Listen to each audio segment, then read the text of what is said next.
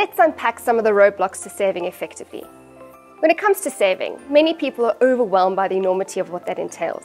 However, small actions can result in big financial changes. And over the next few months, as we're leading up to the tax year end in February, I'm going to talk about one very useful tool you can use to maximize your future wealth. It's called tax-free savings. But before we get into the detail of tax-free savings, let's unpack some of the roadblocks to saving effectively. First, it's probably worthwhile you know this acronym: Retirement Income Shortfall Crisis.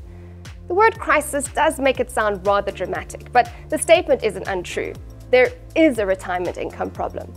Our life expectancy has improved dramatically over the past few decades. We're living much longer than what typical pension systems were originally designed to cater for. The reality is that if you plan to retire at 65, you need to save enough money every month while you're still working to maintain your lifestyle for 30 plus years. That's not a short amount of time. So here's something to think about. Do you think the amount you're saving every month will be sufficient to support you for that length of time? If not, you need to act quickly. But don't fear, there are lots of ways you can speed up the growth in those savings, and I'll touch on some of them in this video series.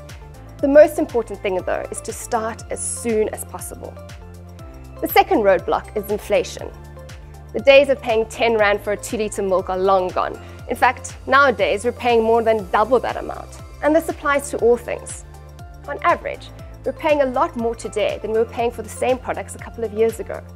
So while inflation doesn't really change the amount of money you've saved, what it does do is it reduces the value of that money. You can't buy quite as much as you used to with the same amount of money. Inflation is a really important concept to remember when thinking about your future wealth. Don't ever, ever underestimate it. Finally, our emotions. You're not a robot.